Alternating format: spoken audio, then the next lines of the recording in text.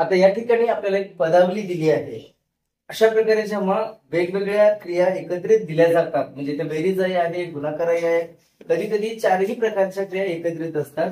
जसं पहा, बेरीज, वजाबाकी, गुणाकार, भागाकार अशा, आणि परत कंसातल्या काही क्रिया जेव्हा एकत्रित दिल्या जातात तेव्हा त्याला आपण म्हणतो पदावली। मित्रांनो लक्षात घ्या, जे उत्तर सोडवायचं असतं तेव्हा काय करावं?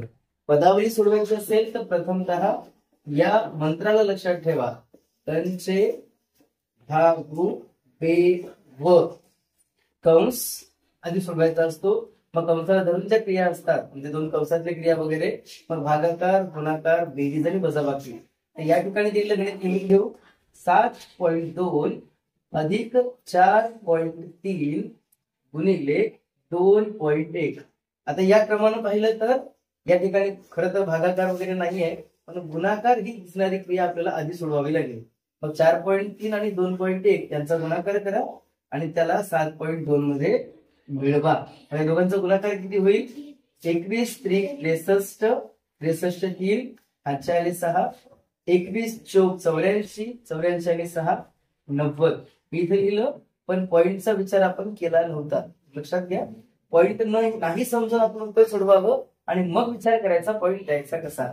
म्हणजे इथे पॉइंट नंतर एकच अंक आहे, इथे पॉइंट नंतर एक अंक आहे। या ठिकाणी उत्तरामध्ये जे उत्तर आलं त्यात पॉइंट नंतर 2 अंक यावेत अशी मांडणी करायची। लक्षात आलं का?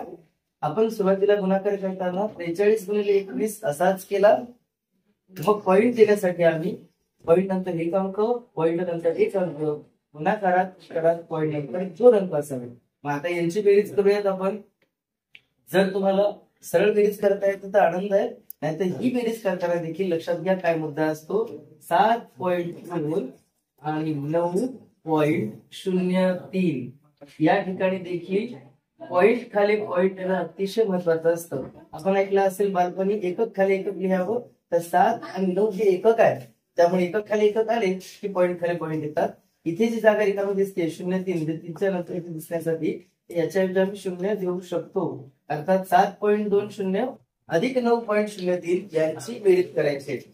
3 अधिक 0 अधिक 3 केले, 3 आलं, 2 अधिक 0 2, पॉइंट जागे असेल 7 आणि 9 16। अर्थात उत्तर झाला आहे 16.23। जे तुमचा पर्याय असेल त्यामध्ये तुम्ही असं उत्तर देऊ शकता, किंबहुना फक्त पदावली सोडवण्यासाठी दिली असेल तर या स्टेपने तुम्ही उत्तर सोडवू शकता।